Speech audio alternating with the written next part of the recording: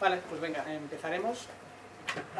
Lo que vamos a hacer hoy es una inmersión, con aire espero, de una hora más o menos en lo que es Erlang, que es un lenguaje, y OTP, que es, digamos, su librería que nos permite hacer pues bastantes cositas, ¿no?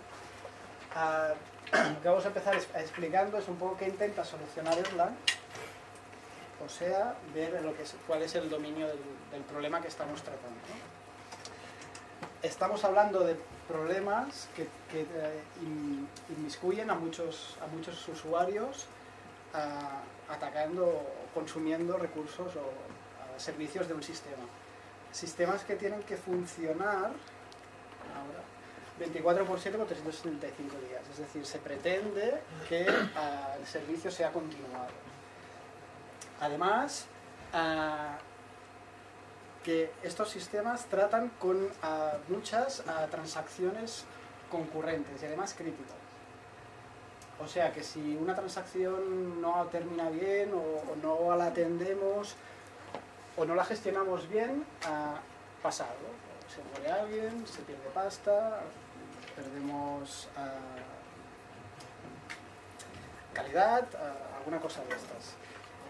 Erlang no está pensado para servir, bueno, lo podríamos hacer, pero no es lo mejor para servir imágenes, para servir HTMLs. Hay gente que se hace frameworks, historias de estas con Erlang para servir HTML, para hacerse backends y tal. Se puede hacer.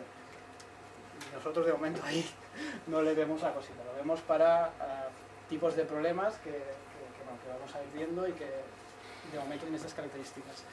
Además, problemas que tratan con fallos de hardware, fallos de software y que tienen que continuar dando servicio. Lo principal es que el sistema, aunque sea degradado, continúe funcionando. Además, estos sistemas tienen multitud de cambios. Son sistemas vivos, sistemas que la parte de negocio, la parte de quien sea, pide nuevas funcionalidades, cambios, protocolos, nuevos servicios. Tenemos que ir continuamente tocando cositas, ¿no? Además, son proyectos que, lo que hemos visto, ¿no? Que tienen una duración en el tiempo dilatada y por tanto, tanto cambio, tanta historia, pues muchas veces, seguro que conocéis casos que acabas teniendo algo que es intratable o que no puedes escalar o que es un poco de marrón. También son sistemas que tienes que hacer mantenimiento y debug mientras funcionan, ¿vale? Porque necesitamos algo que nos permita tocar cositas o ver cositas aunque la cosa esté funcionando, ¿no? Que no sea una caja negra. Os suena todo esto, entiendo que más o menos podéis asociar una aplicación. Ahora os vamos a contar la solución que da Erlang a este tipo de problemas. Lo principal es buscar la simplicidad. Nos permite, mediante el lenguaje y sus herramientas, construir algo que acabará siendo simple y que acabará dando servicio de la forma como hemos visto, dando servicio a los problemas que hemos visto, ¿no? Una de las cosas como se busca la simplicidad minimiza lo que se llama la programación defensiva, ¿vale? ¿Eso qué quiere decir? Que se minimiza el código destinado a gestionar errores, ¿vale? Si hay un error en Erlang, he puesto aquí una muralla y tal, y una ciudad, es Barcelona, y sigue siendo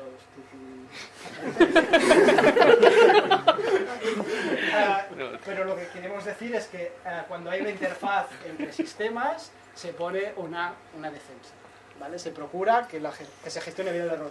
Dentro, nos da igual. De hecho, en Erlang tiene mecanismos que veremos para gestionar los errores que pasan dentro y los errores que pasan fuera, digamos. También el hecho de que sea un lenguaje simple se hace mediante variables sin tipo. Es decir, una variable puede contener cualquier tipo, ¿vale? También se desarrolla mediante contrato. Eso quiere decir que nosotros tenemos una interfaz que tenemos que respetar, ya sea una interfaz que hemos creado nosotros y que algo que queramos que consuma esa interfaz, pues está muy determinado los mensajes que envía, los mensajes que recibe, las respuestas y tal. y también a nivel de implementación de del uso de una cosa que se llama behaviors, que eso nos da una potencia incremental y brutal. Tenemos que respetar una interfaz que es el patrón de delegación, usa un patrón de delegación y tenemos que hacer lo que quien ha implementado esa behavior nos dice, ¿no? También una cosa que se dice es que si no cabe el código de una función no cabe aquí impreso, ya es demasiado larga, la tienes que cortar, ¿vale? Se tiende a hacer funciones muy cortas, muy concretas, que hagan solo una cosa, ¿no? Que los cambios de esa función y lo que hace esa función estén muy determinados, ¿vale? ¿Qué más? Además, se tiende a que todas las entidades de Erlang, todos los procesos, los módulos, no compartan cosas entre ellos. O sea, si tú eres responsable de una cosa, solo tú la vas a tocar y nada más te toca tus cositas, ¿vale? Eso tiene ventajas, como veremos más adelante. Otra cosa, otro factor importante que da Erlang para solucionar estos problemas, además de la simplicidad, es hacer muy fácil la alta concurrencia, ¿vale? Es decir, que tengamos muchos procesos haciendo muchas cositas a la vez, ¿vale? ¿Cómo lo hace? Mediante lo que ellos llaman, o es una historia que se llama light threads, ¿vale? ¿Qué es un light thread? Es algo que nos permite tener una máquina convencional. O sea, en este portátil le he metido 30-40.000 threads, o sea, procesos concurrentes sin problema. Imaginaos un cacharro de 20 y pico CPUs y cosas de estas, ¿no? Nos permite crear muy fácil threads, ¿vale? Tanto acabas lanzando threads, matándolos continuamente. Como son muy baratos, no consumen casi memoria, etcétera, pues es viable. Estos threads se comunican mediante paso de mensajes, ¿vale? Siguiendo las premisas que hemos dicho antes de que no se compartía nada, pues las interacciones entre threads se hacen mediante mensajes que además refuerzan el tema ese de las interfaces, porque los mensajes que se envían y que se reciben están claramente determinados, ¿no? Cada proceso tiene un mailbox. ¿Eso qué es? Pues es cuando los mensajes llegan, tú no tienes que hacerles caso. Llegan, se quedan en el mailbox y cuando el proceso quiere los coge. Además, no hay un estado compartido. ¿Eso qué quiere decir? Pues que cada thread, ese light thread, tiene su estado. Cada proceso tiene una variable ahí determinada que se recibe y se gestiona en unos determinados momentos del ciclo de vida del proceso, que nos permite, pues la modificamos y tal, pero solo nosotros la modificamos. Recibimos inputs y outputs y damos outputs a través de los mensajes, tocamos nuestro estado y así sabemos dónde estamos dentro de la tarea. Además, Erlang es un sistema soft real time. Eso quiere decir que está pensado para minimizar la latencia, pero no nos garantiza mucha cosa más, ¿vale? Todo lo que es prioridad, gestión de prioridad y todo eso se puede hacer. El lenguaje está pensado sin logs y con los mismos principios que hemos visto hasta ahora, pero no nos garantiza nada. Nosotros, con nuestra aplicación, podemos implementar las garantías que nos interese para, pues, gestionar nuestras prioridades, ¿vale? Además, Erlang nos da mecanismos para implementar alta disponibilidad, ¿vale? Eso quiere decir que si algo va mal, pues bueno, funcionamos en degradado, pero funcionamos, o no, o nos recargamos de alguna forma que volvemos al estado sin problemas. ¿Mecanismos que tenemos? Pues tenemos una cosa que se llama la monitorización de procesos. ¿Eso qué es?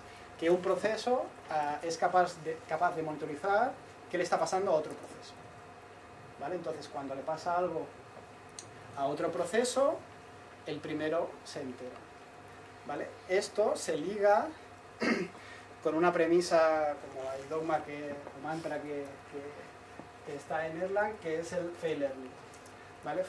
Un proceso, una vez hemos pasado esas murallas defensivas que habíamos visto antes, un proceso si ve que algo va mal, lo que hace es fallar, ¿vale? Tenemos unos datos malos que nos contaminan el proceso se muere, el estado se salva en algún sitio, el proceso que supervisaba el proceso anterior se da cuenta de que se ha muerto, lo revive y vuelve la cosa a funcionar. Aquí podríamos hacer cualquier mecanismo de sanidad sobre los datos para arreglar el posible problema que hubiera. Pero no tenemos ahí código comprobando errores o cosas de estas, ¿vale? Además, otro mecanismo que nos da Erlang es el hot code update. Es decir, nosotros levantamos la aplicación, levantamos el sistema, está todo funcionando y evidentemente nos viene una petición de cambio. La implementamos y mientras el sistema está en producción, pues, somos capaces de cambiar el código y continuar sirviendo, ¿vale? Manteniendo este estado que nos dice dónde estamos y sin que los clientes se enteren. Otro mecanismo que nos da Erlang es la distribución. ¿Qué es esto?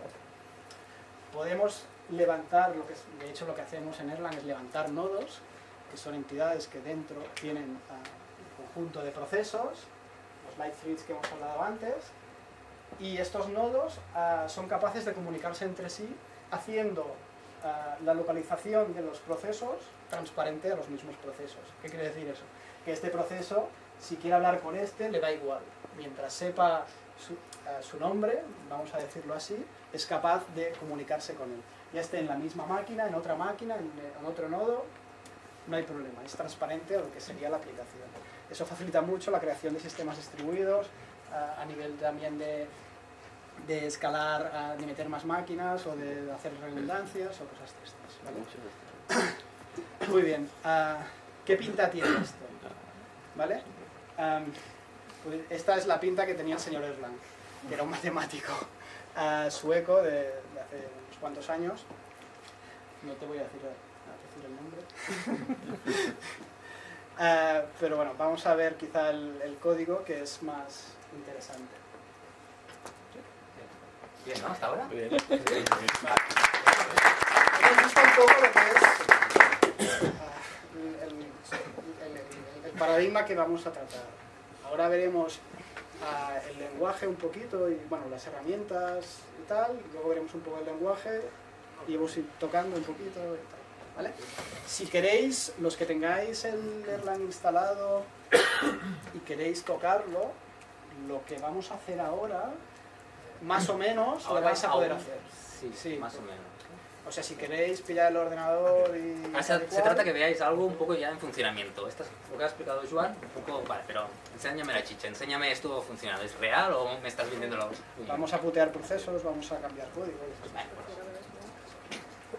Justo. A ver, os explico. Lo que vamos a intentar montar, bueno, lo que tenemos montado es dos nodos. Os he hablado de nodos en Erlang. El nodo rojo, está aquí arriba, será este shell. Y el nodo verde, tenemos abierto un screen de este ordenador hacia aquí para poderlo ver. Y esta es la parte de abajo, es la que va a tocar Joan. Lo que os quede claro es que esto es un ordenador, esto es otro ordenador, ¿vale? Un nodo, esto es otro nodo. ¿Vale? Lo que os vamos a mostrar es en funcionamiento código que luego vamos a analizar y os vamos a explicar, que es una simple base de datos clave-valor. Un memcache en Erlang. Un memcache, un Redis, ¿no? Bueno, es bastante digno. ¿Vale? Lo que vamos a hacer es, por un lado, en este nodo, es levantarlo, vamos a levantar la máquina virtual, ya no os he dicho que hay máquinas virtuales, con nombre node 0. Joan va a levantar en su ordenador el node 1 y vamos, de hecho, a crear un pequeño sistema distribuido, si nos permitís.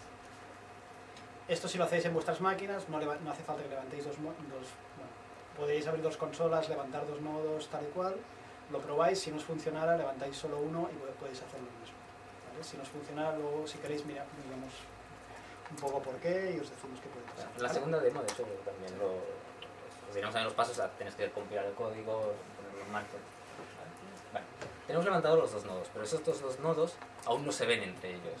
Para que se vean, tenemos que decirle a uno de ellos esta instrucción. Hacerle un ping de uno a otro. Esto es el node 1 kiwi.local, kiwi es mi máquina, que es el verde, y tal. En vuestros nodos locales pues sería node 1 localhost o alguna historia así. ¿Vale? ¿Le damos? Ah, vale. Si os da pan, es que no funciona. ¿Vale? Esto es un efecto de... Acaba de funcionar y ya no funciona. Ah, para que salga, claro. Sí, claro. Te la desconecto y te la wifi. No te wifi, tú. Culpa mía. Siempre. Vale, volvemos a ver. Uno, vale. A ver. Pom, vale, ahora Si sí. os fijáis, responde pom. Pan, que es no sé qué en sueco. ¿Vale? Es una onomatopeya en sueco, no me acuerdo qué es. Pero algo chungo. Ahora, de hecho, lo que queremos hacer es, desde este nodo, acceder a la aplicación, esta pequeña base de datos clave valor. Lo que quiero hacer, básicamente, es, en esta base de datos vamos a hacer operaciones de setear valores y obtener ese valor guardado. Si yo intento setear el valor, no va a funcionar, porque la aplicación aún no está en marcha. Levanta la aplicación, lo veréis aquí abajo.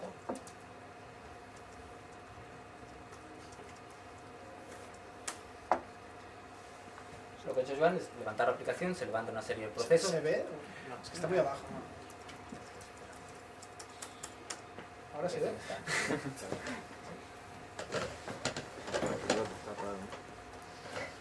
Con el application star lo que hacemos es levantar una aplicación. ¿Vale? Una aplicación es un conjunto de procesos y cositas, dependencias. ¿Y si puso las...? Es que los nunca ves.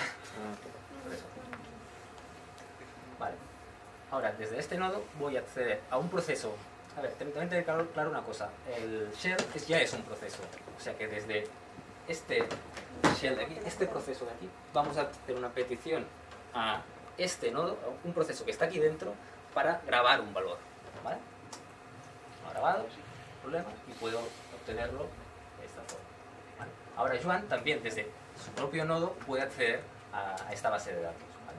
Estamos viendo un poco un pequeño sistema distribuido que lo hemos montado en nada. Ya veis lo sencillo que llega a ser. ¿Vale? Ahora, ¿vemos el server? Ahora lo que vamos a hacer es, desde esta máquina, imaginaos que esta máquina está en producción y quiero hacer el mantenimiento del debug que estaba explicando Joan. ¿Cómo accedo a ver cómo el estado en que se encuentra esta máquina? Pues tengo herramientas, como es un observer, lo arranco, va a tardar un poquillo. El observer lo podéis levantar seguramente, sí, los que tengáis Mac seguramente nos lo funcionará. Seguramente no funciona. Pues Linux y Windows y tal. Vale. Se levanta esta pequeña aplicación gráfica donde vamos a obtener información. Le digo que se conecte al nodo 1 porque ahora está observando este nodo. Me da información de la versión de Erlang, configuración, memoria usada, procesos, una serie de información para ver en qué estado se encuentra.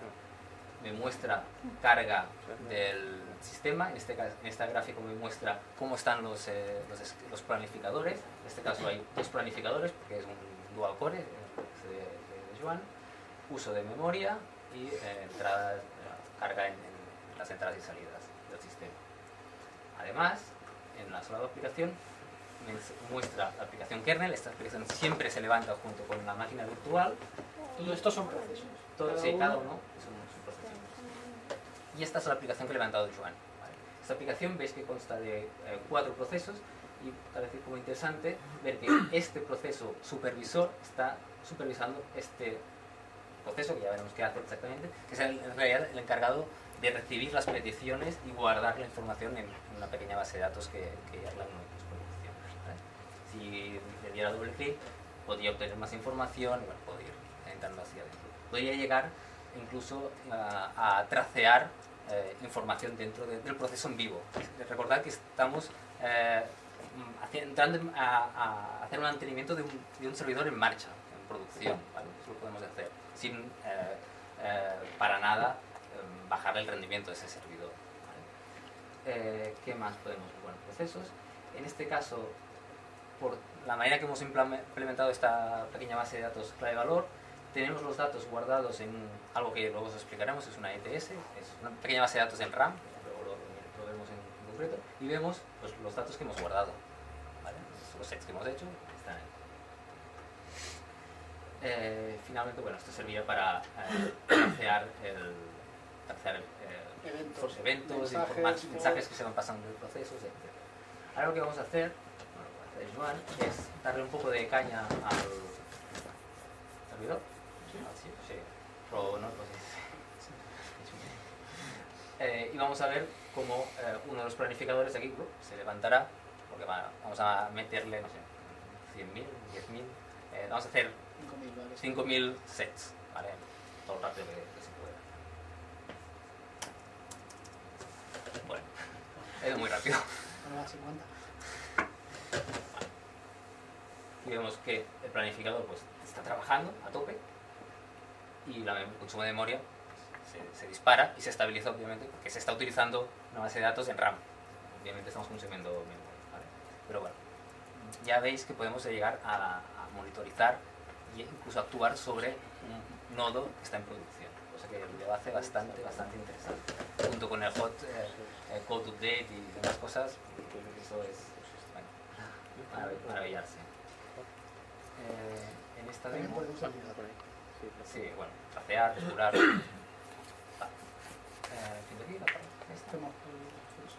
Vale, sí. Vamos a actualizar código, ¿vale? Una pregunta. Sí.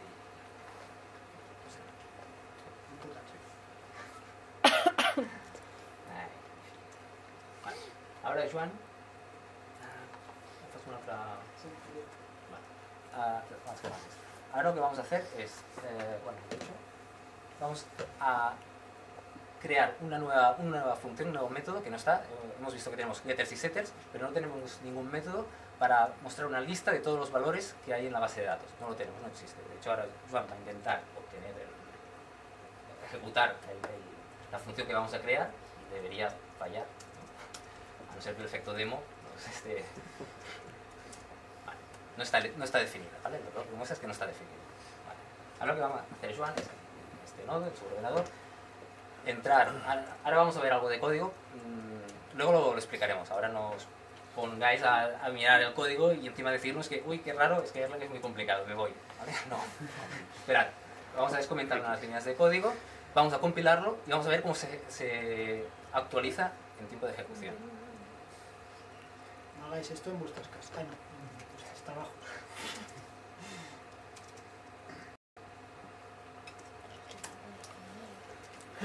Ahora ya he cambiado el código. Vale, pero aún no funciona. Ahora lo que vamos a hacer es compilarlo y cargarlo al sistema de producción. La misma operación de compilar ya lo carga en producción. Compilado. Y ¿Lo ahora ha compilado bien? Bueno, está bien. Esto de nuevo. Te compras por culo. Cuidado.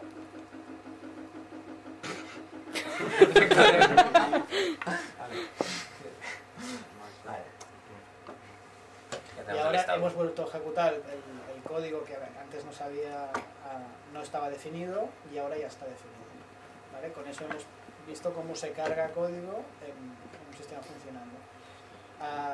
Si lo hiciéramos en serio no lo haríamos así. OTP nos permite hacer packaging de toda la aplicación y hacer el code update y tal, pero bueno, eso nos sirve para que veáis que es posible hacerlo y que bueno, se puede hacer y que es tan simple como esto. Además podemos hacer cosas más complejas como en el proceso de actualización se puede hacer una migración incluso de datos. Vale, existe esa posibilidad, pero bueno, es adentrarse y no hacía falta hoy entrar en tanto detalle. Vale. Hasta aquí esta pequeña demo, pero bueno, más que nada para que veáis que bueno, pinta interesante. Nosotros pensamos que pinta muy interesante. Continuamos jugando.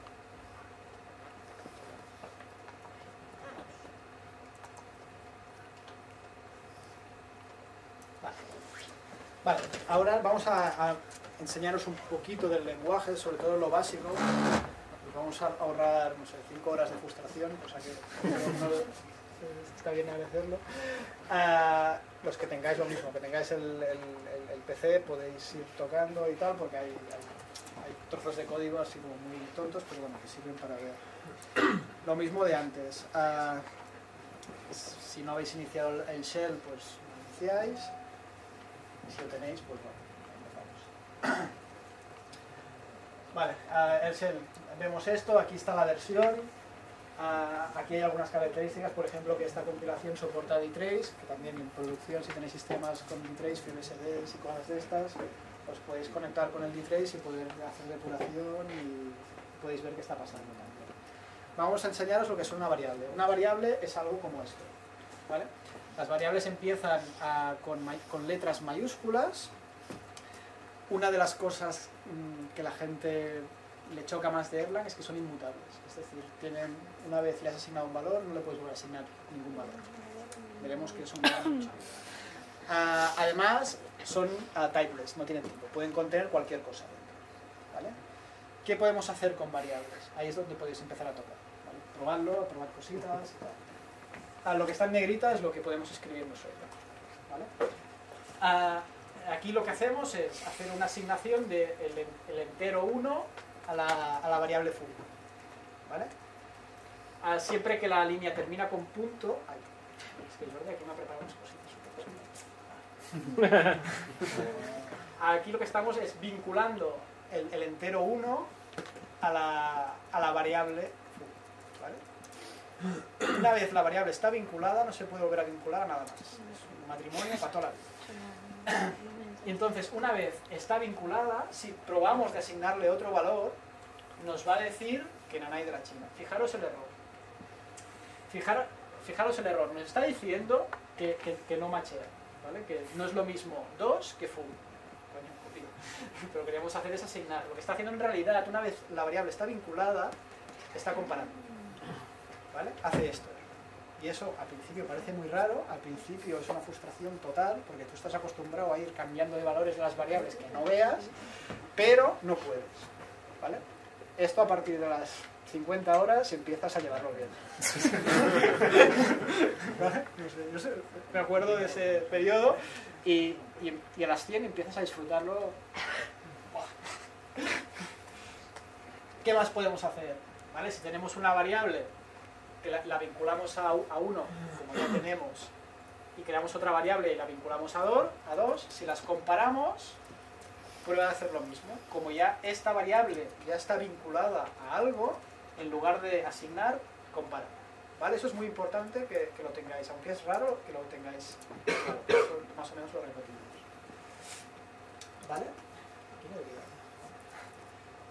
Y esto, como os decía, mola mucho. Lo repito, porque sé que cuesta de creerlo.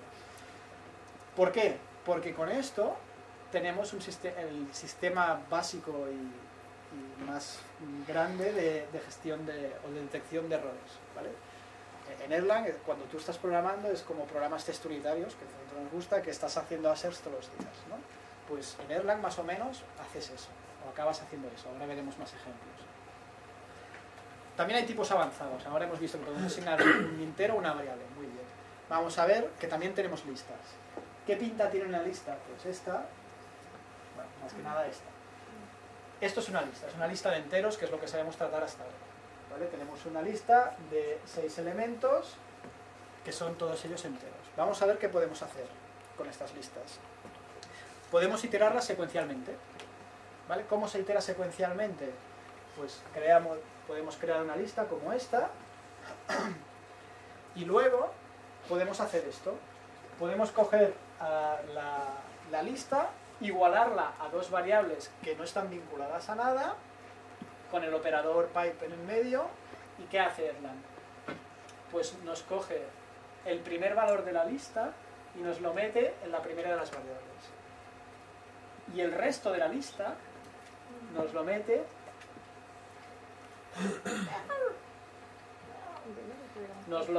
en la otra variable, ¿vale? Con esto es como si estuviéramos haciendo un shift, ¿vale? Con esto y recursividad y otras cositas, pues se hacen cosas muy chulas, ¿vale? Como veis aquí, si hacéis esto mismo, pues tendría que dar estos resultados, ¿vale? ¿Ok? Vamos allá. Además, esto ya es... Podemos hacer algo a todos o algunos elementos de la lista. Y esto se llama list comprehension.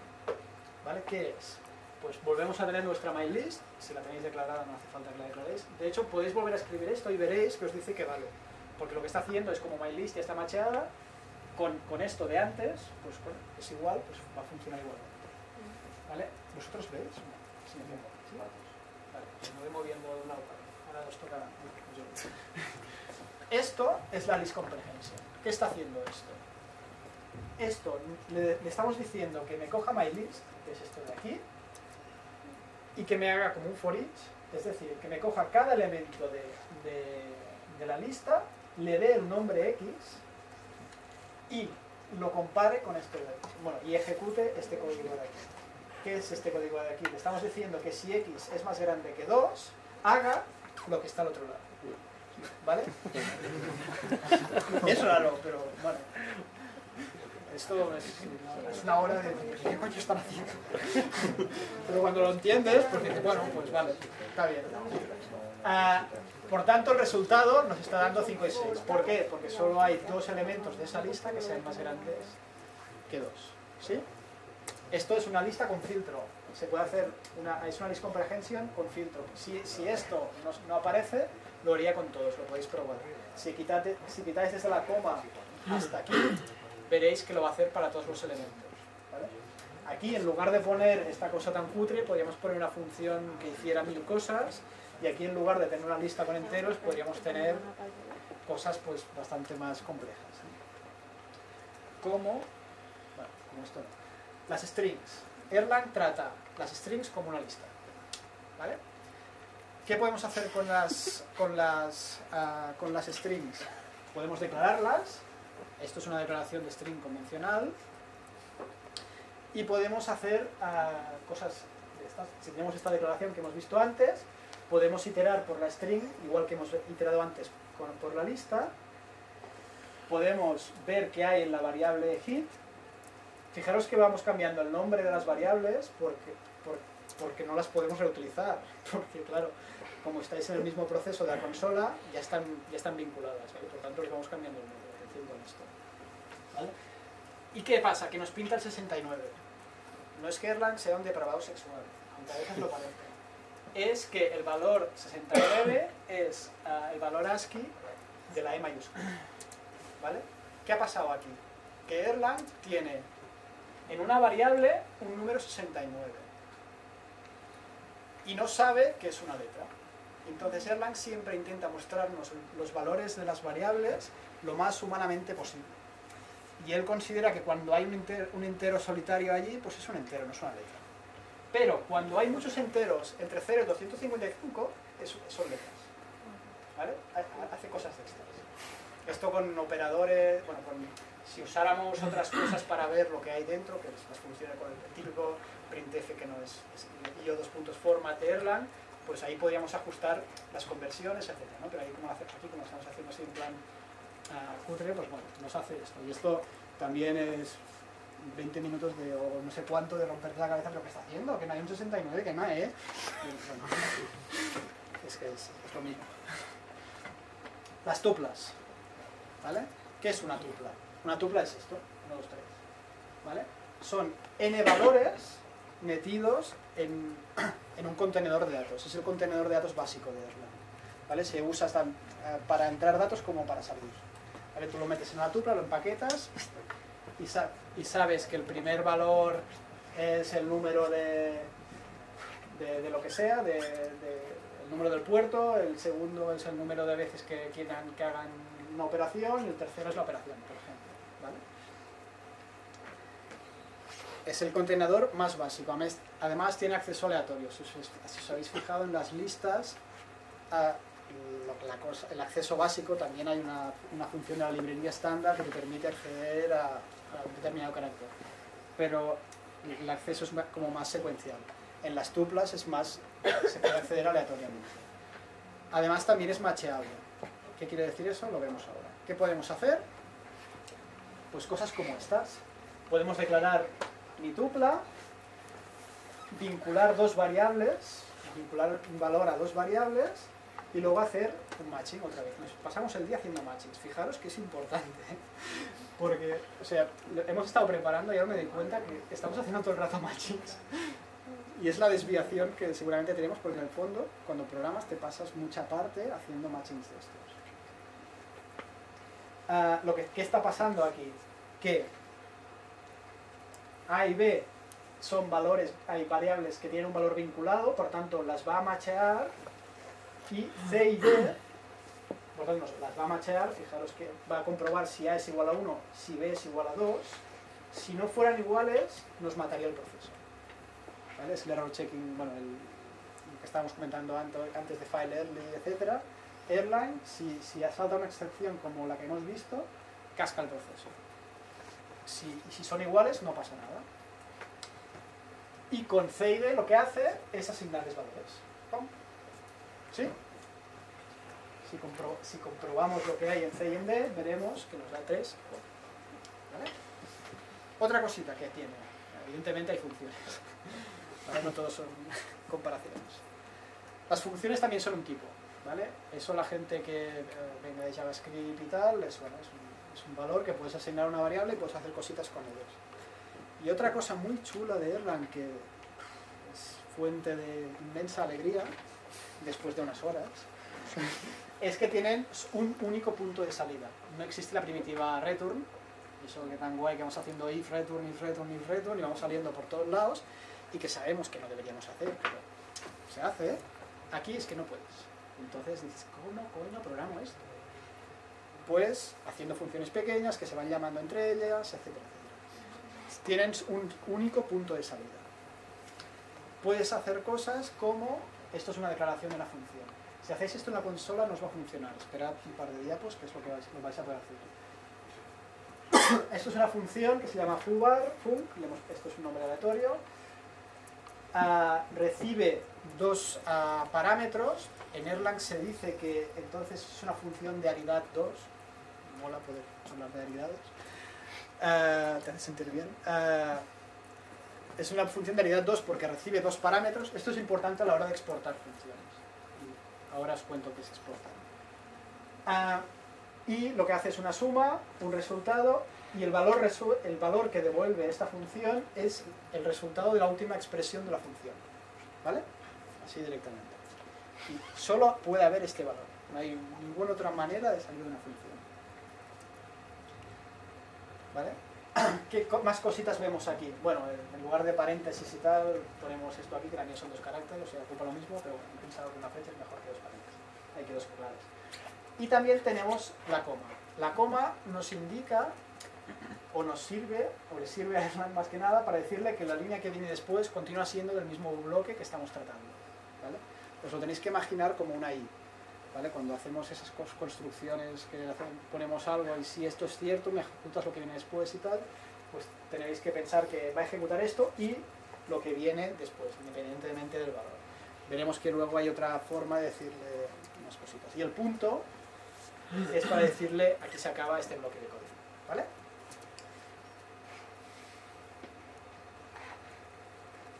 ¿Vale? Lo que os estaba comentando.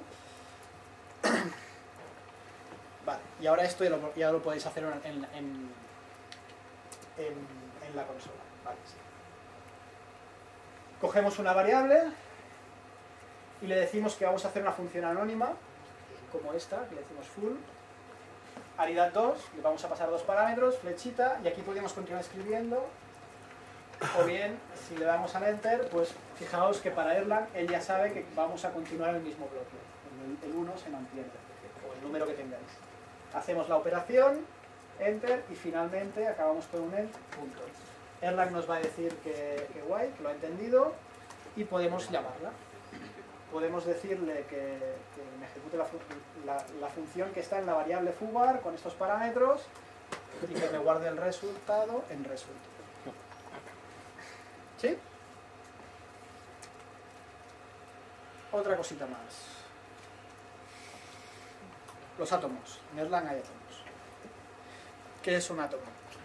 Es una constante con un nombre. Se identifican porque son nombres que son totalmente empiezan por letra minúscula y luego ya podemos hacer lo que queramos, pero en principio empiezan con letra minúscula. Y puedes hacer cosas como estas. Puedes declarar un átomo, así. Esto le estamos diciendo a la máquina virtual de Erlang que incorpore un átomo llamado OK en su lista de átomos. Podéis definir 1,5 millones de átomos. Si definís más, la cosa peta. Pero eso, nuevamente, hay más que de sobras. Puedes definir el átomo KO, que también, ¿vale? Y los podemos igualar. OK no es igual a KO y esto es igual a esto, ¿vale? Esto ahora parece sin sentido y aquí le damos mucho sentido. Esto lo podéis hacer en la consola. Podemos definir una función que nos devuelve OK y 33. Y otra función, esta función le vamos a decir que es mi función cuando la cosa va bien, y podemos definir otra función que le decimos mi función cuando la cosa va mal. Y esta función nos devuelve, estos coding standards, digamos, nos devuelve si la cosa ha ido bien o mal, y en caso de ir mal, pues el tipo de error que ha pasado. Entonces, ¿qué hacemos? Matchings. Haciendo matchings, pues con esto comprobamos que mi función, aquí podría ser una función más compleja y tal, nos aseguramos que siempre tiene que devolver OK. Si nosotros cuando estamos programando esto consideramos que esto es suficiente, que no lo vamos a arreglar, pues con esto nos aseguramos que nos tenga que devolver OK. Y por tanto, ¿qué va a pasar? Que si no devuelve OK, como por ejemplo aquí, nos va a saltar una excepción y Erlang nos va a cascar nuestro proceso. ¿Vale? Como veis, todo eso son átomos. Y aquí estamos haciendo error checking. Pero este es el único código de error checking que tendríamos en nuestro núcleo de la aplicación, digamos. ¿Vale? Serían cosas de estas. Nos está haciendo el matching. Luego tenemos módulos. ¿Qué son los módulos? Es un mecanismo de namespacing, ¿vale? Nos permite agrupar conjuntos de funciones. Además podemos tener funciones públicas y privadas. ¿Qué podemos hacer? Podemos hacer cosas como estas. Esto lo podéis escribir en un editor, escogéis una consola aparte, lo podéis escribir, o si habéis hecho clon de nuestro código, pues ya lo tenéis hecho. ¿Vale? Tenemos el nombre del módulo. Con el export le estamos diciendo qué exportamos, qué funciones exportamos y con qué aridad, porque podemos, una función puede tener diferente aridad, y sería similar a una sobrecarga de otros lenguajes, y podemos definir la función a continuación. Luego, para compilarlo, si hemos iniciado la consola en el mismo directorio donde tenemos el módulo, con esta instrucción lo compilamos, nos dice que esto es parecido a lo que hemos visto para cargar el código, y luego la podemos llamar de esta forma: nombre del módulo, función, parámetros, resultado, y además con pattern matching. Si esto no devolviera OK, sino que devolviera falso, pues petaría y Erlang nos reiniciaría. Si eso os parece demasiado fácil, estas son las cosas que se pueden hacer, y esto es lo que da realmente potencia a una de las cosas que da mucha potencia al lenguaje, no al sistema del lenguaje. ¿Qué vemos aquí? Vemos una función que se llama ARIA, que recibe, ¿cuántos parámetros recibe? 1. ¿Cuántos? 1. ¿1? ¿Todos estáis de acuerdo? ¿Recibe 1? ¿Sí? Vale, pues sí.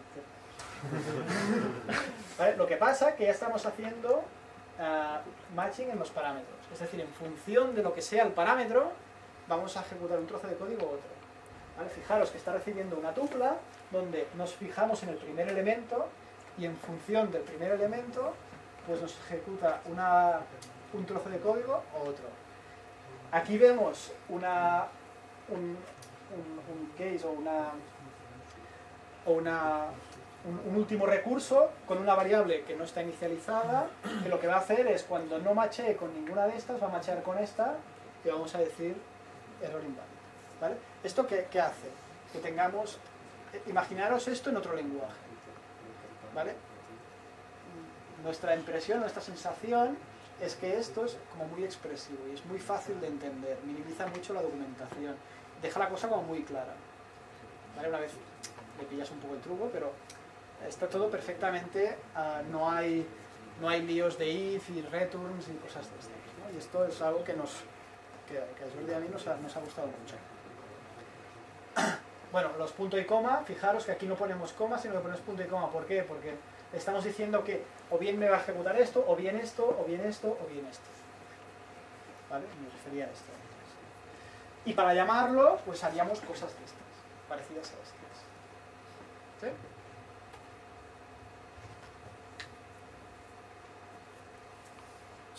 yendo un paso más allá, podríamos hacer cosas como esta. ¿No es bonito? Es una función recursiva con pattern matching. ¿Vale? ¿Y eso qué hace? ¿Qué conseguimos?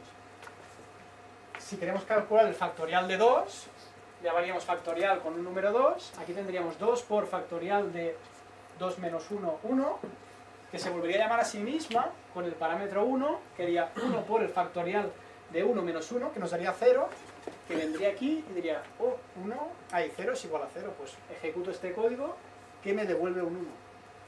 Porque el factorial de 0 es 1, entonces tendríamos que 1 por 1 por 2, tendríamos el factorial que serían 2. ¿Vale? Esto queda muy limpio. Y eso a nosotros nos ha gustado. Y hasta aquí vamos a explicar lo que es el lenguaje. Os he explicado quizá, sin entrar en funciones y tal, pero las cosas raras del lenguaje os he explicado ya bastante. Os he explicado igual un 60, un 70% quizá, de las putaditas, las cosas que te rompen la cabeza, porque pone punto, porque pone coma, porque...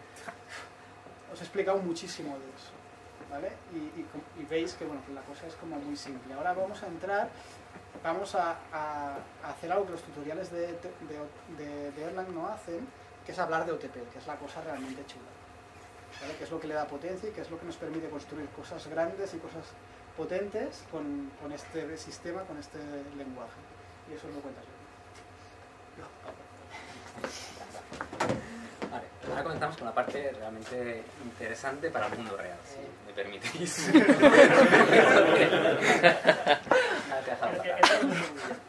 Bueno, a ver, OTP, hay gente que diría que significa Open Telecom Platform, pero olvidadlo, no pensad en eso y quedaos con la idea que es más bien una función. OTP nos proporciona unas herramientas, unos patrones para crear arquitectura para nuestras aplicaciones, unas prácticas muy probadas, muy sólidas, que llevan muchísimos...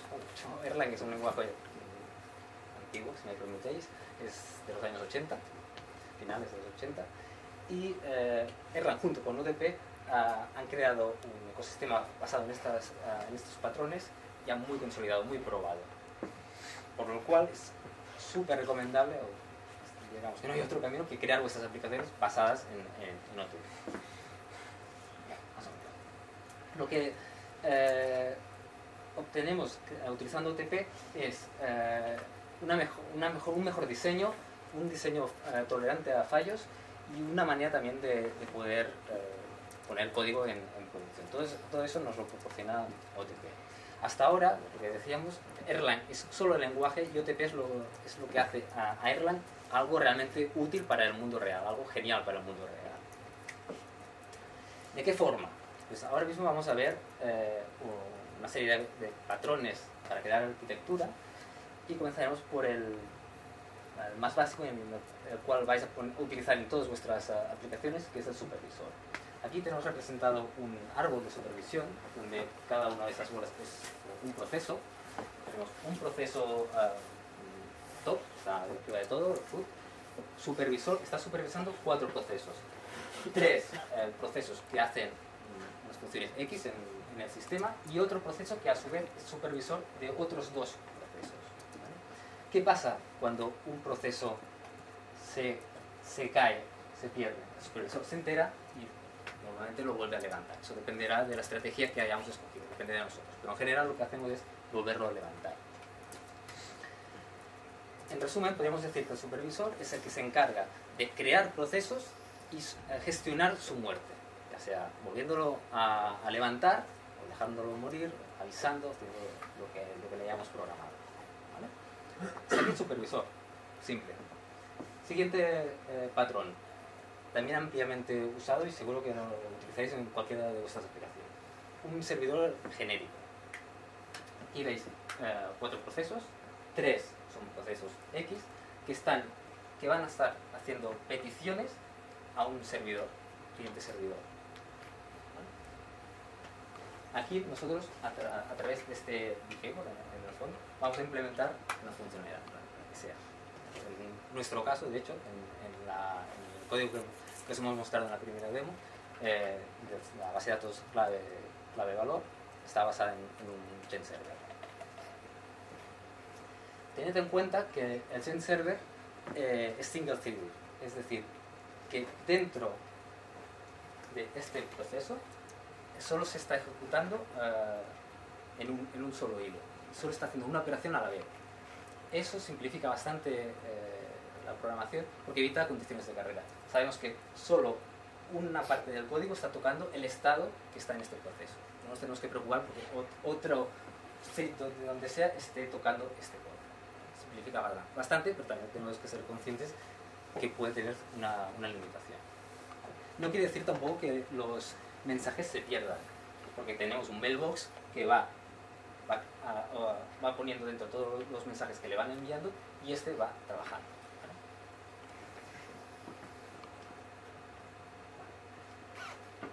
Otro patrón es una máquina de estados finita, es muy parecida al servidor genérico, con la excepción de que hay un estado que cambia el comportamiento de este servidor en función del estado en que se encuentra.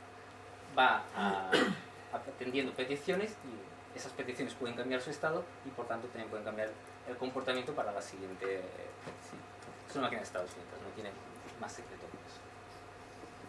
Finalmente, el último patrón que nos ofrece OTP, tampoco no es que tenga tantos, es un event handler genérico.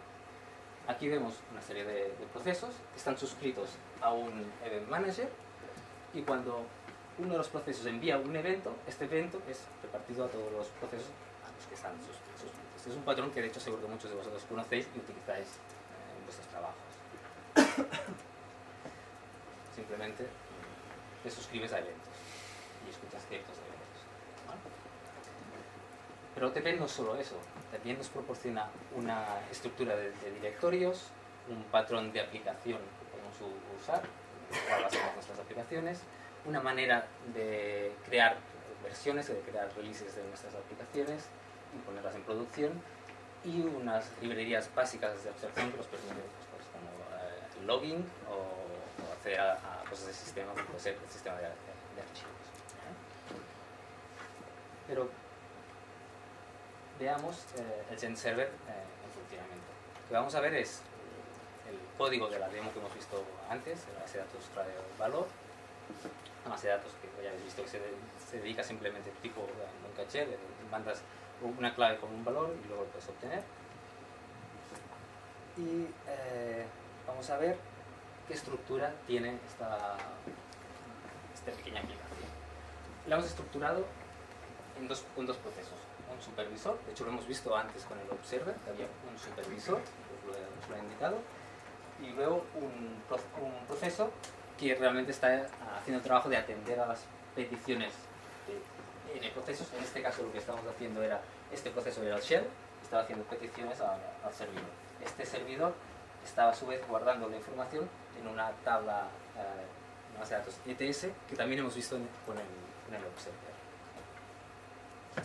Los que tengáis el código bajado de GitHub, si queréis ahora podéis entrar en el directorio donde está. SKVS. Dentro del clone hay un directorio de SKVS, y allí dentro lo tenéis. Y desde ese directorio podéis compilarlo utilizando el .rebark compile.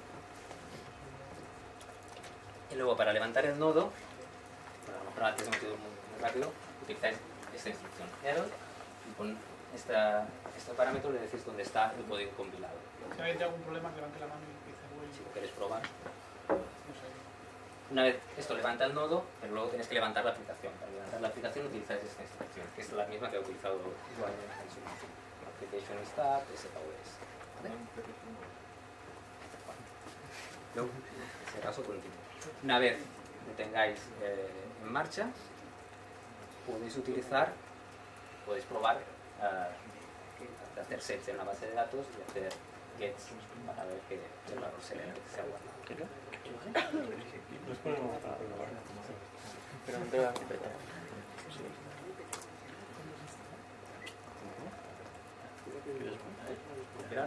Sí, ya entras a Levantar el nodo.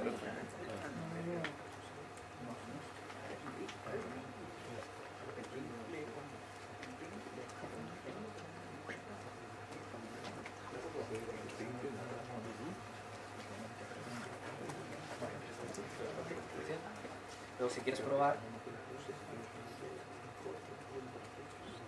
puedes utilizar, ampliar valores, puedes obtenerlos. Muy tonto. Ahora lo que veremos a continuación es la explicación del código. Si lo queréis ir cargando en algún editor de texto, os explico parte del código, la parte del código de cliente y la parte del código de servidor. Todo basado, de hecho os explicaré el código de un Gen Server. ¿Me digáis más o menos? Tal vez la parte más interesante es la de ahora, la que explico el código. Si abrís este archivo, está todo, este KVS Server, veréis que en este archivo hay tanto el código de la parte del cliente como el código de la parte de servidor. No quiere decir que se ejecute en el mismo sitio. Pero es muy claro que este código, concretamente el del cliente, se ejecuta en el proceso cliente. En nuestro caso, cuando hemos hecho la demo, en el shell. El proceso shell está ejecutando esta parte de código, que luego ya veremos en detalle, hace peticiones a otro proceso que es del servidor. Y es otra parte del código. Luego veremos también el código. Aquí si nos centramos pues, en los cuatro métodos, en las cuatro funciones que hay, vemos esta de aquí, Starling. Esta es la función que la application start al final acaba ejecutando para levantar el servidor. Un servidor lo hace con esta instrucción, el gen server starling, con nombre, esta tupla local, y dicho nombre es SKW. Luego, si queremos los getters y los setters, el get, tanto el primer get y el segundo y el primer set,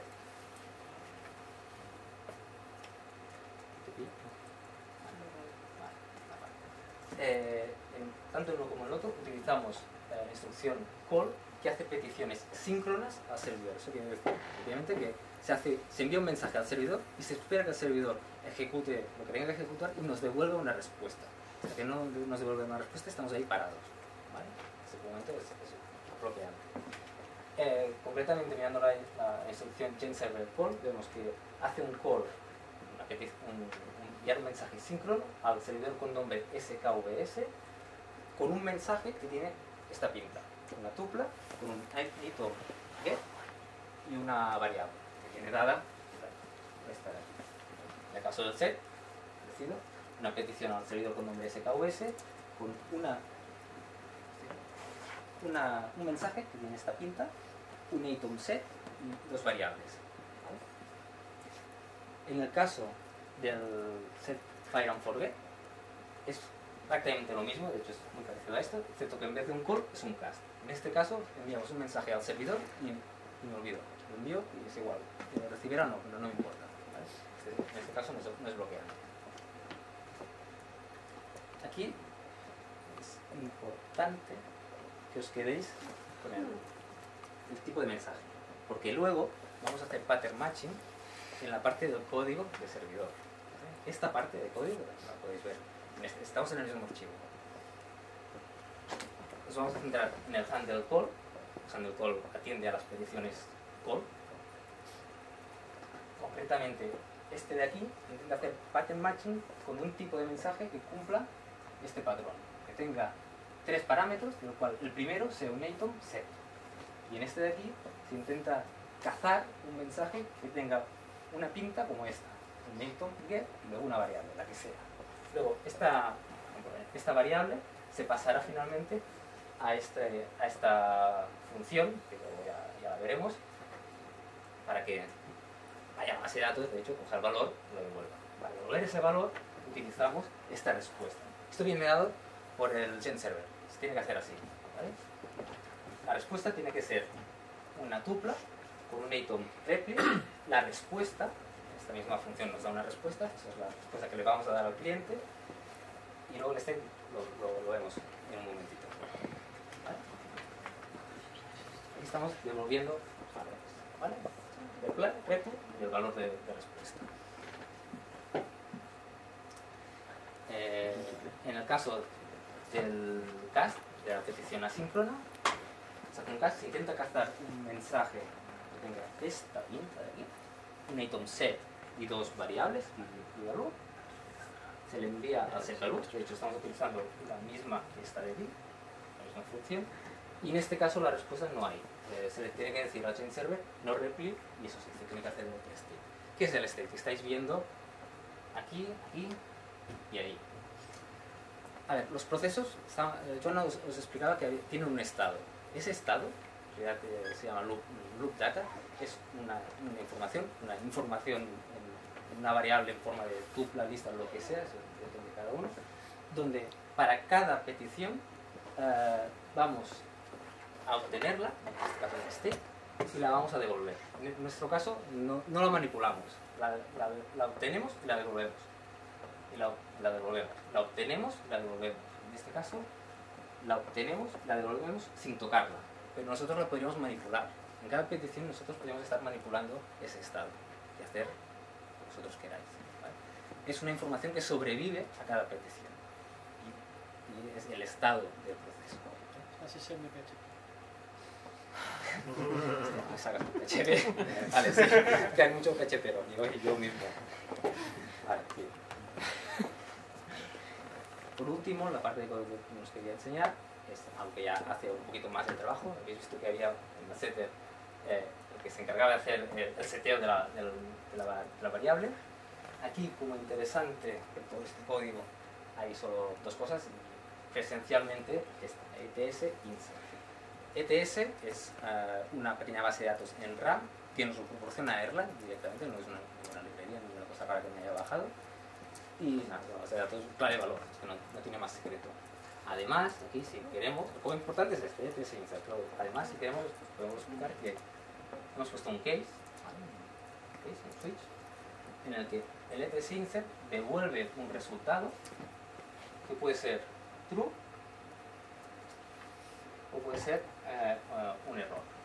En caso que sea true, devolvemos el key y el valor. Que hacemos otra vez pattern matching, listo, con este resultado del case. Y si en caso que hubiera un error, hacemos pattern matching de este error hacia aquí, fallaría el proceso. De hecho, se moriría. Y de hecho, lo que vamos a hacer ahora es hacer una pequeña demo de hacer petar el supervisor, el chain server. ¿Vale? ¿Lo probamos?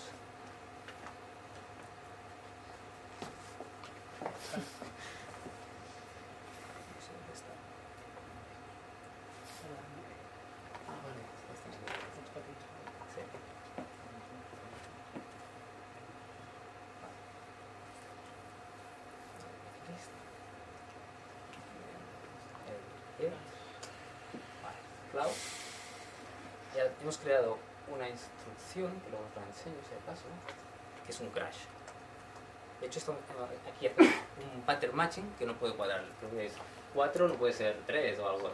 A 4 igual a 3. Es un fallo de programación. Un fallo de programación. Eso, aquí era interesante. Luego los escuchas. Sí, que es Bernadí. Piénsame eso. Ahí, tengo aquí. No sé, no veo el mouse.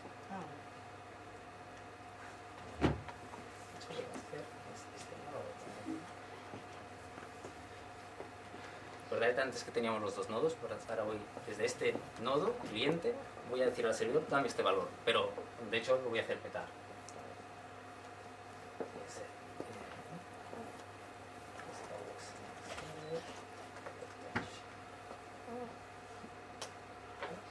Lo he petado. Aquí me ha dado una respuesta de error y en el mismo servidor, en el mismo nodo de servidor, lo he petado. Pero el supervisor, ¿os acordáis que os he enseñado que teníamos un supervisor y el gen server? El supervisor se ha enterado que este gen server se ha muerto y lo ha vuelto a levantar. Y ahora, si es verdad que lo he hecho eso, yo podría pedirle igualmente otra vez la información. Funciona, ¿vale? Que lo ha vuelto a levantar. Wow. Un poco sorprendido. Es muy chulo, está muy guapo.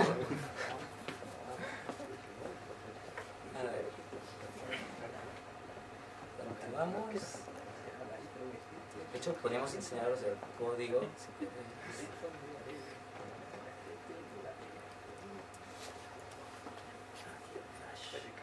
Os enseño el crash, una tontería. Lo tengo un poco pequeño, a ver si lo veis.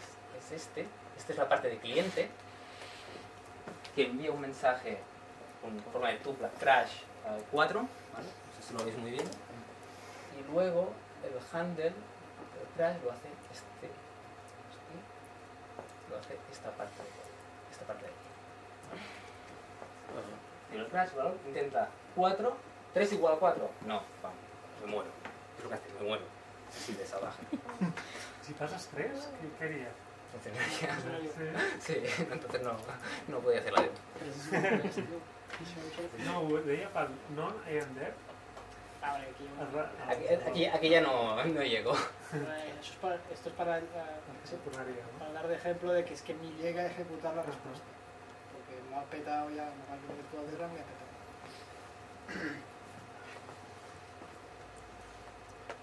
Pues un poquito más, pero ya está.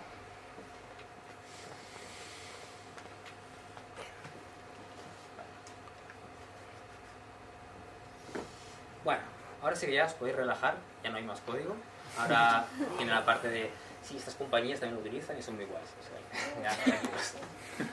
A ver, ¿qué compañías lo están utilizando en serio, en producción? En el mundo de la industria del juego, como grandes, tenemos Blizzard, que todos lo conocéis. En el mundo de los juegos sociales es Woga, que es enorme, y Spiel Games. Ellos están utilizando Erlang para juegos masivamente multiplayer. En el mundo de la mensajería y la mensajería instantánea, Ericsson, obviamente, lo inventaron ellos.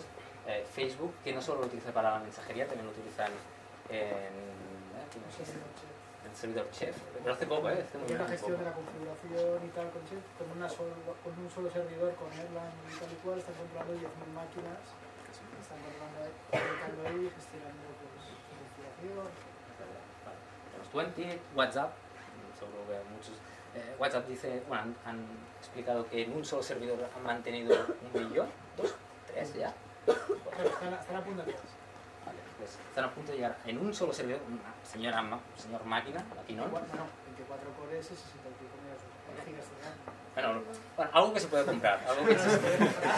Sí, vale. Pero casi 3 millones de esos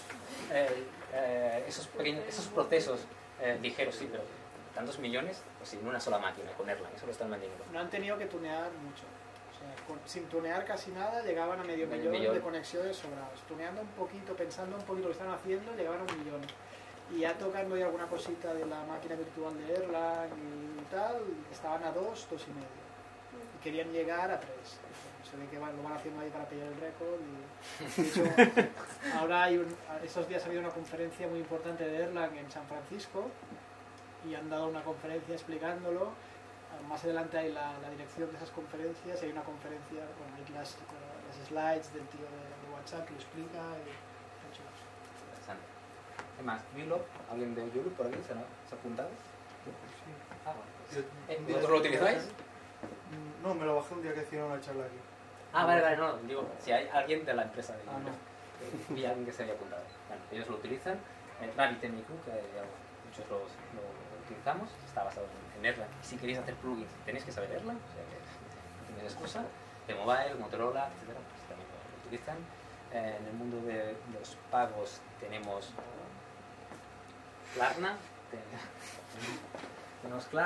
tenemos Samap, que ha hecho este dispositivo para poder cobrar con tarjeta de crédito y conectarlo al móvil. En el mundo de las bases de datos, CoachDB y React. Y otros viejos conocidos como GitHub, Amazon, Yahoo también lo están utilizando en algunas partes de sus sistemas. Además, como añadido ya nuestro, un poco personal, pensamos que en el futuro, realmente una web que sea altamente interactiva se puede beneficiar de usar Erlang. Y también pensamos que en el futuro, no sé si más o menos próximo, lo que se llama Internet de las Cosas, cuando tengamos nuestra nevera, lavadora, nuestra mascota con un collar para saber dónde está y si tiene fiebre, todo, nuestra ropa, todo esté conectado a Internet, tendremos un escenario donde centenares, miles de dispositivos necesitan transmitir información, transmitir mensajes a un servidor. Ahí es donde tal vez también Erlang tenga mucho que decir. finalmente, pues, ¿y ahora qué? ¿No? Por vuestra parte, ¿y ahora qué? ¿Qué hacéis vosotros? Bueno, los que no tengáis instalado Erlang, ir corriendo a instalarlo, a probarlo. Recomendaros estos IDEs, como lo quieran. A nosotros nos ha ido muy bien el IntelliJ con un plugin de Erlang, está funcionando bastante bien, la verdad. Probadlo. O Sublime Text con el plugin Sublime Erlang, o si, bueno, Si es otro mundo, si sois otra dimensión. ya, esto es no Emacs, pues Emacs también, el IDE para Erlang. Pero bueno, ¿qué más? Leer libros. Hay uno en castellano que hace poco que escribió Bosque Viejo, que creo que muchos ya conocéis. Y de esos, los que les guste tal vez algo más de acción, más ir a la chicha, más a lo que es realmente interesante, este es recomendable. Y el Learn You Some Erlang. Este lo tenéis, está en la web también. De hecho antes estaba solo en la web y luego hace poco lo pasaron a la Si edición en buscáis papel. el título lo vais a pillar en libro. Sí, está bien. Legalmente. ¿Qué más? Pues leer la documentación oficial, obviamente, y este link como link de referencia, bueno, documentación de referencia también está bien, puedes buscar por nombre y tal, es bastante cómodo. También os aconsejamos que os veáis la mailing list y os apuntéis, y los que queráis, pues hay un grupo de usuarios de Erlang en Barcelona, que somos 4. Eso no tenía que decir. ¿Tienes el cuarto? ¿Tienes el cuarto? Sí, ser los primeros. Estamos intentando crear comunidad, por eso estamos aquí. Que da vergüenza de estar aquí. Pues, eso. Finalmente, os recomendamos bajar los vídeos o ver los vídeos, si podéis ir a la Erlang Factory o a la Erlang Factory Lite, que se hacen por Europa o en Estados Unidos también, pero es complicado. Buscar conferencias. Lo cuelgan los vídeos y las slides. Bueno, si os interesa, pues es fácil verlo. Ahí os damos la dirección. Esto lo he cortado, no sé por qué, pero bueno. Si vais ahí podéis buscar y se vuelven haciendo las factories por ahí y están los vídeos y las experiencias y tal. Y hay empresas que cuentan cómo usan ellos el Sí. Hay quien hace marketing y tal, y hay quien explica cositas chulas. Tal vez aquí es donde encontraréis más empresas que explican qué hacen. Sobre todo Wooga y tal, si no, cuelga muchas cosas en SlideShare. Y finalmente, bueno, pues empezar para que venga un Erlang Camp en vuestra ciudad, cerca o en vuestro país, y si podéis ir en un par de días, meten caña y os ponen Pillas Joan y yo algo. fuimos, y la recomendación es que aprendáis, sepáis un poquito y luego ir. Porque ir de cero va muy lento. Pero bueno, claro, son 2 días. No sé cuántas horas eran, pero no demasiadas. Pero bueno, se aprende mucho y también se conoce gente. Finalmente también es bastante recomendable en GitHub buscar código y ver código de RabbitMQ, de React o del mismo Erlang, del OTP que está programado en Erlang, no está programado en Erlang, está programado parte en C, pequeña, y el resto es Erlang. El mismo OTP está programado en Erlang. Vale la pena echarle una mirada, por ejemplo, al Chain Server. Se aprende bastante, es más complejo, pero está bastante interesante. También nos hemos dado código de ejemplo, en su repo de GitHub también tiene alguna cosita, y en el mío también, no lo toméis como escrito por Dios, pero bueno, para aprenderlo bien. Sí, porque, ¿ves? Va bien, porque en realidad nosotros llevamos 6 meses aprendiendo Erlang. Hace 6 meses, más o menos, un poquito más tarde, no sabíamos Erlang. Conocíamos y tal. En 6 meses hemos llegado a poder más o menos presentar, hacer nuestras cositas en GitHub. Como decía Joan, tenemos colgados nuestros jueguecitos juegos. Y bueno, que no está mal. Realmente nos ha apasionado, nos ha pasado genial aprendiendo, y durante este tiempo cualquiera que nos conoce, que nos quería escuchar, le decíamos, aprenderla es genial, es súper chulo, es diferente, te abre la cabeza. Y bueno, está interesante. También deciros, esa diferencia de normalmente viene un proyecto y dice que os quiere contratar, bueno, pues nosotros nos ofrecemos, estamos buscando proyectos interesantes, por lo tanto, si conocéis a alguien, habladlo con nosotros, y ya está. Nada más, muchas gracias y esperemos que hayáis quedado como este chico, que es como estábamos nosotros y estamos. Ya está.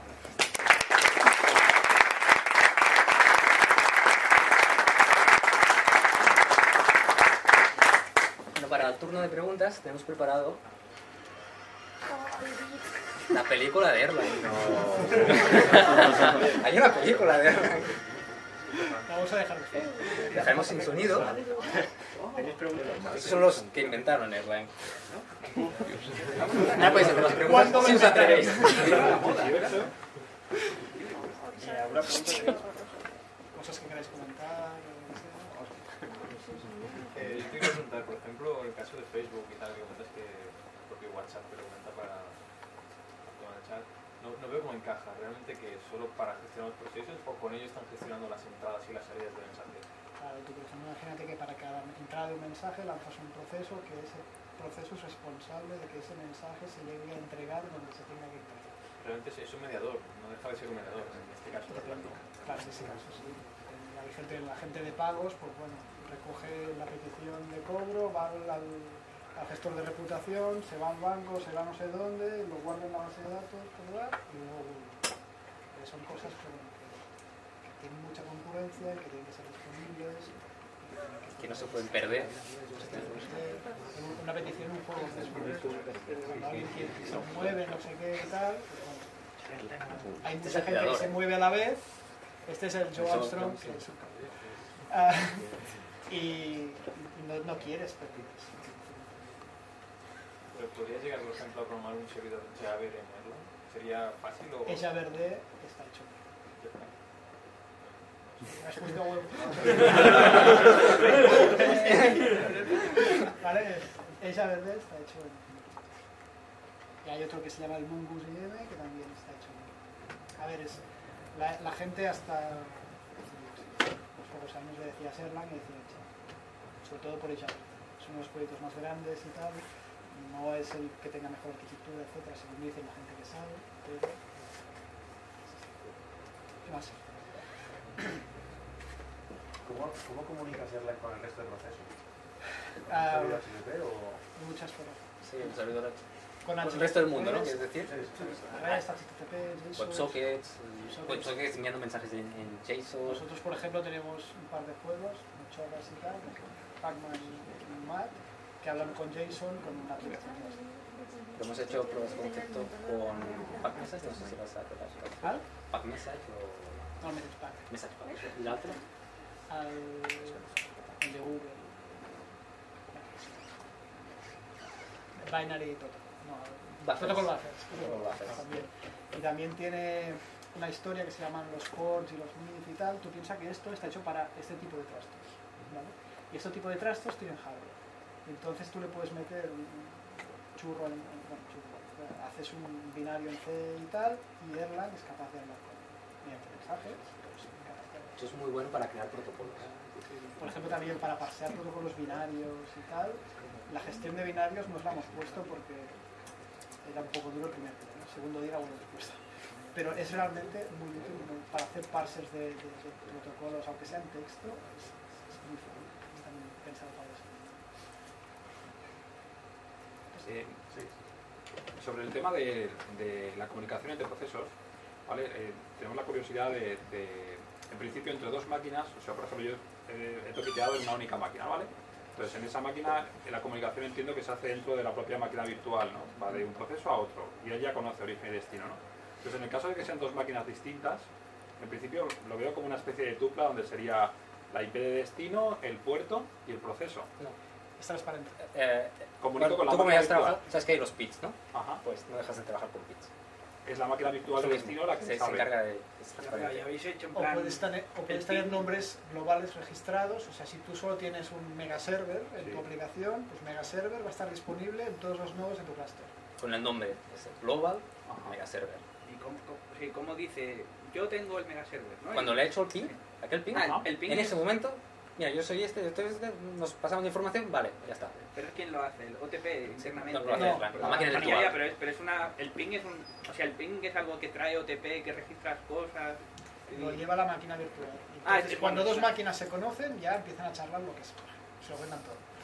Ya, pero yo no veo el cómo, o sea, quiero decir, bueno... Es que ahí está la cosa. Es magia. ¿Te importa, Ricard, para hacer tus aplicacioncitas basuritas? Curioso. Bueno, basuritas y no vamos a hacer. Pero, ¿te importa, en el fondo? Como desarrollo de curiosidad, aplicación, no. es que no, o sea, se me hace raro. Es transparente, tienes que pensar que es Transparente. transparente. Si te quieres meter... No te puedes no te tiene que importar, ¿vale? Entre comillas. Si quieres puedes investigar y ver qué está pasando ahí. Pero es eso, el pin ya está, ya medio. Es que es lo que hemos hecho, lo hemos enseñado, es así. Es un tema para entenderlo extremo a extremo, digamos, ¿sabes? De ver la visión. Digamos que las máquinas, los nodos, hablan entre ellos, se intercambian toda esa información que es relevante y útil para saber que cuando un proceso que está en otro nodo le está pidiendo, está enviando un mensaje, pues saber cómo le tiene que enviar, dónde está, en qué IP realmente está, toda esa información te la va a hacer debajo de la máquina virtual. Tú te despreocupas, porque Si tienes otros pusiéramos problemas. sniffer de red, veríamos estos Verías mensajes todos estos mensajes arriba. extraños que... Yo he hecho, por ejemplo, en vidas anteriores he hecho programación en C haciendo cosas parecidas a estas. Entonces, claro, el espacio mental que podías dedicar al problema que te daba pasta era así. Y el espacio mental que dedicabas a hacer que todo ese sistema distribuido funcionara era así. ¿Vale? Y entonces, con Erlang, una de las cosas que mola es que la proporción se cambia. O sea, te dedicas plenamente a resolver el problema por el cual te están intentando pagar. Y la parafernalia que implica resolver ese problema con Erlang es mucho menor que el intento con C o con cosas de estas. Yo tengo un par de preguntas. Relacionado con esto, si tú tienes una configuración de red y tienes un firewall de por medio, Tienes que permitir Un puerto de puerto del Erlang, la 5300. un puerto concreto es. Vale. Y la segunda, cuando estabais mostrando el código, que habéis mostrado el state, Sí. y habéis dicho que podíais modificarlo. Sí. De hecho, veis que recibía una variable nombre state y le volvía a dar. Si yo le pongo ahí New State. new state igual a lo que sea, Quiere decir que no está definido anteriormente. sí, en cada petición. De hecho, cuando inicializas el servidor, ya le dices, el state va a ser así. Y le voy a poner estos valores de inicio. Vale, y tú devolverías un valor, no devolverías la variable Lo que, state. lo que quisiera. No, a ver, una cosa es lo que hay en el state y otra cosa es lo que tú devuelves. Vale. Que si quieres, puedes devolver todo el state. Sí, podría. Vale, Pero son dos cosas diferentes. Es que no sabía si me estaba diciendo que podías volver a asignarlo, porque habéis dicho que no. No, No, tienes no. que cambiar el nombre y Y cuando estás devolviendo state no se llamaría state, se llamaría new state o lo que sea. Vale. Las reglas son las reglas. ¿Qué más?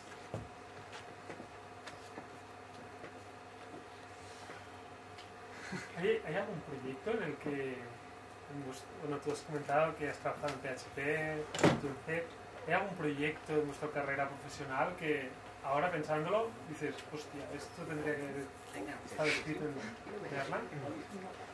Bueno, tú sí, Yo sí. tú sí. Yo es que he hecho mucho e-commerce. Entonces, el e-commerce en el que he hecho yo no hacía falta, porque con un LAMP más o menos lo resolvías. En e-commerce, si tú eres Amazon y tienes la pasarela de pagos, pues seguramente mucha parte de los JSONs que van arriba y abajo los gestionarías con esto. Si eres un tío más o menos grande o tienes muchos picos.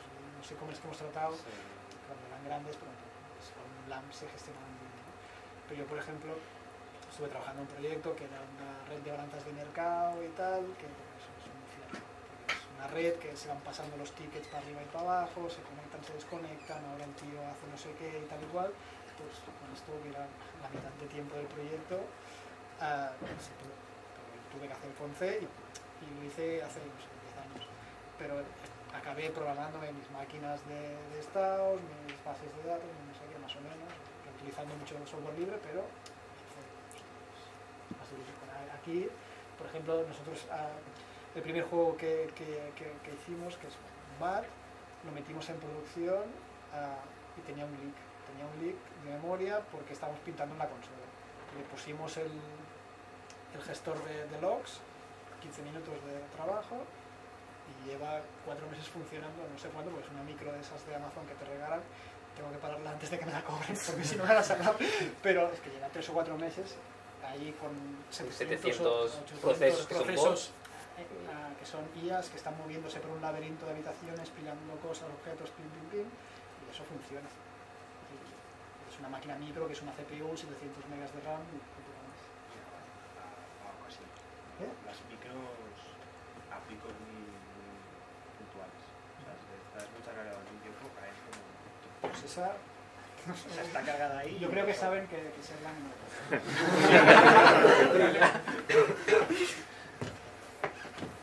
¿Preguntas? Otra pregunta. Respecto a Node.js, mucha gente está utilizando Node.js para esto, ¿no? Darle caña, el tema de la sincronía. ¿Cómo lo compararías con Erlang? ¿Se puede comparar? ¿No? Yo te cuento mi experiencia. Disclaimer, no conocemos Node.js, ¿vale? Lo que sí conocemos un poco es JavaScript. En JavaScript es hiper mega fácil dejarte basuritas por ahí, ¿vale? Entonces, ¿qué pasa? Que la memoria empieza a crecer y tal. Yo estoy convencido, o creo que tengo la creencia que con Node, si eres un buen programador de JavaScript, lo vas a hacer de puta madre, va a funcionar y tal. Si eres bueno. Si eres alguien normal, como seguramente los que estamos aquí, pues es fácil que la líes. Es fácil que cada noche tengas que reiniciar el proceso, no sé qué. Seguro que la gente de Node, que ha tocado Node por aquí, le suena reiniciar el proceso cada noche y tal, no sé qué. De hecho, leyendo por internet, la gente que lo usa así como muy en serio, que era una empresa de no sé qué, tuvo que contratar al core de Node para hacerlo funcionar. Sí, funciona, pero bueno. Y, por ejemplo, no resuelve bien el problema de distribución, clusterización, la todo clasificación eso. no está resuelta. No está resuelto, tienes que montar. Aquí os hemos mostrado un framework que os da una solución que será más buena, más mala, unas cositas, pero está previsto. No tienes un servidor, vale. Metes un distribuidor de carga delante y punto, pero si tienes que luego de la petición original hacer otras peticiones, consumir servicios, te lo tienes que comer todo, gestionarlo todo. Y eso es algo que vemos, lo hemos hablando también con gente así, son las cosas que vemos, ¿no? Como si no, vale, puede estar bien, tiene mucho nombre, quizás como Mongo, ¿no? Que es muy web, pero bueno, pero esto también bien, funciona, no hay tanto marketing detrás. ¿Hay algún sistema en Erlang para mutación de variables? Como en Clojure, por ejemplo. Cuéntame, no sé qué hace. Es un lenguaje también... Sí, no, más o menos. A ver. Es funcional, tal y cual, pero Sí, no lo he tocado. pues tiene... Eso no sé. No lo sé muy bien porque estoy empezando, pero... Pero suena bien, ¿no? Sí. También para concurrencia y cosas así. Sí, sí. No, es tengo... interesante. Es algo todo. Lo que en lugar que C es Dash Virtual Machine y eso. Pero... Sé que sí que tiene mutabilidad, pero Erlang no sé, por eso... Bueno, A ver, hay una cosa que es Elixir, Sí, que no, es un- enmascara la... Si es mutabilidad, se puede cambiar variables, pues enmascara la mutabilidad que te da Erlang. Haciendo lo que hemos hecho nosotros, que son proyectos bueno, que hacen cosas, pero tampoco es brutal, no hace falta que las variables sean mutables. De hecho, nos hace, yo creo, o aspiro a pensar que te hace mejor. Te hace programar mejor y te evita los efectos colaterales. Porque, o sea, esa variable, vale, eso. Y de la manera que te estructura todo, te tienes que forzar a pensar mejor, a solucionar el problema. No va a haber otro que te cambie esa variable que luego va a haber... Ya os digo, nuestra experiencia es que las 100, 150 primeras horas de Erlang son muy duras. ¿Vale? Son muy duras, pero te sientes un inútil en Japón. ¿Vale? Pero superada esta curva con lo que hemos, por ejemplo, con lo que os hemos explicado hoy, con un poco de ganas y con un poco de comunidad, llegas a un estadio más allá de esas horas que, bueno, te has planteado muchas cosas que no te habías planteado nunca. ¿Vale? Sobre cómo programas, cómo organizas tu código y esas cositas. Yo creo que está bien. Quizá no lo vas a usar nunca, pero como ejercicio eso de verano para tener algo que hacer entre playa y playa, pues te voy a aprender Erlang, pues es ideal. Yo lo hice. Esto empezó en vacaciones de verano, mi mujer aún me lo recuerda. Y es un pasatiempo que está muy bien. Pero además, yo creo que aprendes mucho.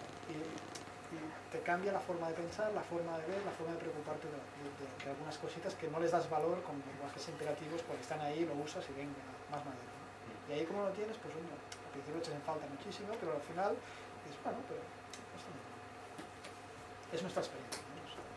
Además, aprendimos más o menos juntos pero separados y lo íbamos comentando también con Dani, que también lo estaba aprendiendo y tal. Sufrimos más o menos juntos y es de las cosas que comentábamos que nos va muy bien tener un objetivo, un proyecto, una idea, que él quería hacer un juego, que quería hacer un juego desde hace tiempo, multijugador, y te rompes y ponerte a hacer. Te aprendes una barbaridad. Yo soy de acción y de directo.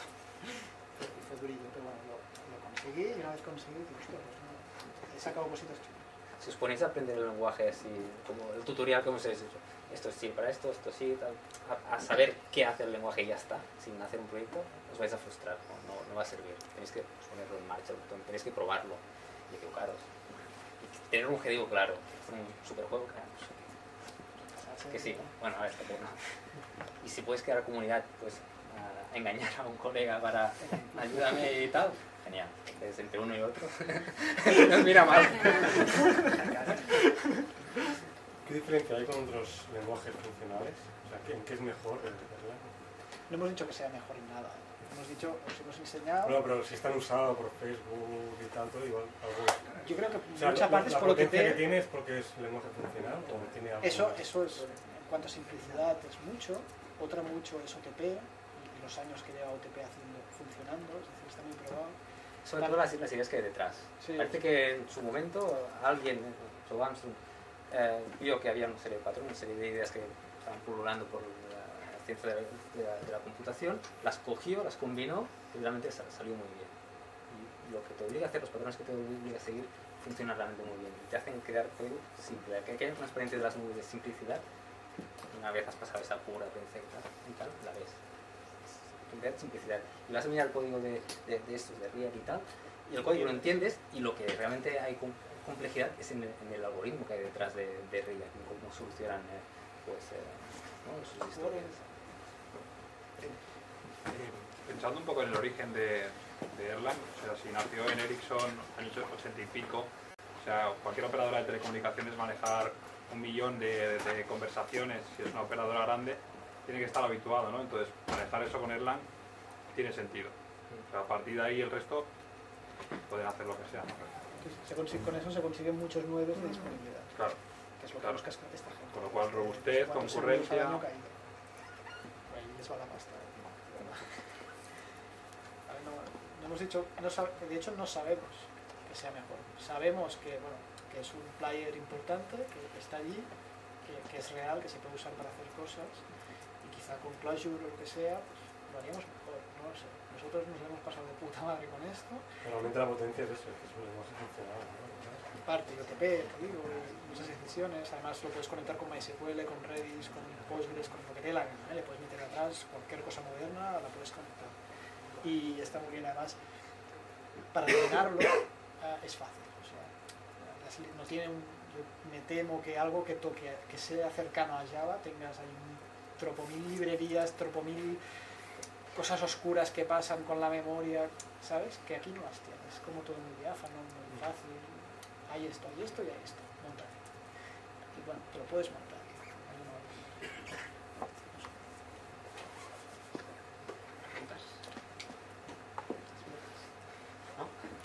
¿Recomendaríais Erlang para la web? Hay frameworks. ¿Para qué web? Pero, ¿qué tipo de web? Una web que Symfony, ¿no? ¿Podría reemplazar un Symfony 2? Yo creo que los combinaría, claramente. ¿Eh? Los combinaría. Los combinaría, sí. Hay frameworks, hay Sotonic, hay Chicago. Chicago Boss, tengo ganas también, llevamos 6 meses también. Tenemos que decir, nuestro conocimiento no es muy amplio, es profundo en algunas cosas, pero no es súper amplio. Chicago Boss es de las cosas que se habla de que, bueno, que va a ser puede ser un cambio importante en el tema web. No sé, si realmente la tecnología, la superioridad tecnológica importara algo en las tecnologías que se están usando, JavaScript seguramente no se usaría para nada, porque es un lenguaje que tiene cosas muy buenas, pero tiene cosas malísimas y hay cosas chulísimas por ahí, ¿no? Pero la gente lo sabe, o PHP mismo, seguro que Ruby o lo que sea, pues Python mismo, Fabián Potencia dice que si pudiera a nivel tecnológico sería Python, porque bueno, PHP es suficientemente bueno, seguramente no es el mejor, no lo tiene todo, no tiene no sé qué, pero es suficiente y además hay gente que lo usa. Y al final lo que necesitas es que haya gente que lo use. Si no, tres. Para ellos.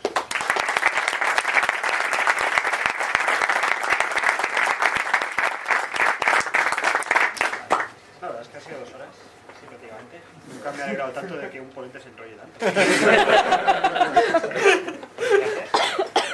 Y bueno, pues hasta aquí el Metabase de hoy, ¿vale? Las cervezas están ahí fuera, así que no os preocupéis, ya vamos por ellas. Pero antes de acabar, siempre dejamos que os presentéis un poco. Pero si hay alguien que quiera decir algo a la comunidad o esté dispuesto a presentarse, o estaría bien para que luego con las cervezas nos conozcamos y podamos hablar. No hay que decir nada.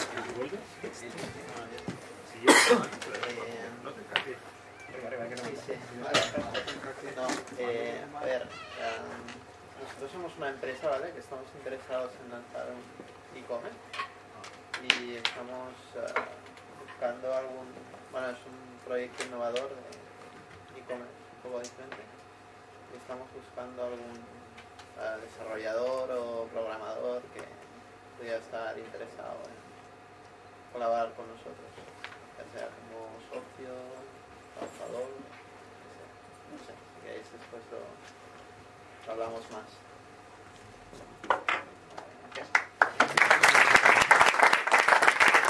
Doble aplauso que ha aguantado. Programando creo que sí. ¿Alguien más que decir algo? Mira a ti, chico de... Por supuesto. Puesta esa camiseta. Bueno, os quería, no sé si alguno habéis venido a alguno de estos eventos, veo que algunos sí. Yo soy uno de los organizadores del AUG de Barcelona, que es el Atlassian Group de Barcelona, ¿vale? El Atlassian User Group. Nos reunimos y hablamos sobre productos de Atlassian, nuevas tecnologías, no sé qué. Pero en realidad hacemos un poco lo que nos pide el mercado. El siguiente evento será más o menos en 2-3 semanas. Hablaremos de lo que se lleva de moda, que es tema Agile, Scrum y Kanban, qué es, para qué sirve, y además os enseñaremos parte de lo que tiene Atlassian que puede ser bien en cuanto a Jira o Hopper o todas estas historias. Y también un poco de otra cosa que está de moda, que es Git, ¿no? También hablamos un poco de workflows y tal. Podéis venir, como igual que en Metaverse, al final damos birras. También damos algo de picar.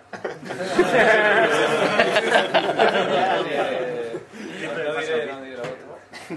Y es nada, el evento es gratuito. No sé si os tenéis que apuntar. El evento es limitado. Normalmente lo hacemos en las oficinas de 20, que quedan en Plaza Cataluña. Creo que son hasta un máximo de 70 personas que nos dejan. O sea que si os queréis apuntar, estar atentos a nuestro Twitter. Es AUG Barcelona. Y allí ya lo veis. Además quiero aprovechar también ya por mi otra parte, nuestra empresa UserZoom es una empresa de UX, de User Experience. Estamos buscando un programador de frontend, por si a alguien le interesa o que luego hable conmigo. Vale, gracias.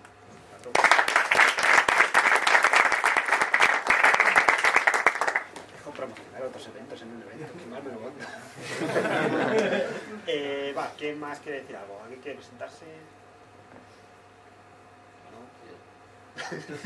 Me suena que ya... el proyecto es que no se lo he dicho. Hay uno que es de muebles online y hay otro que es de ropa a medida.